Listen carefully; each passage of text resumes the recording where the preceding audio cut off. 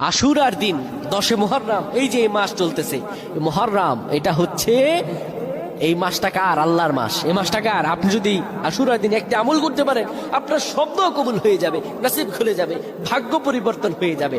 আল্লাহর কসম করে বলছি, যত দোয়া করেছেন আপনার দোয়া কবুল হয়নি।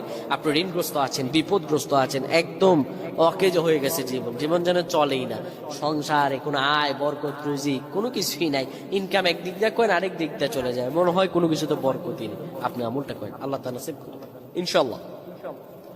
আশুরার দিন একটি গুরুত্বপূর্ণ দিন।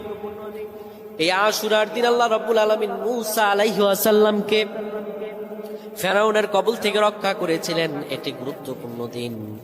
এই মুহররমের মাসের এই 10 মুহররম আশুরার দিন আপনি আমলটি করবেন।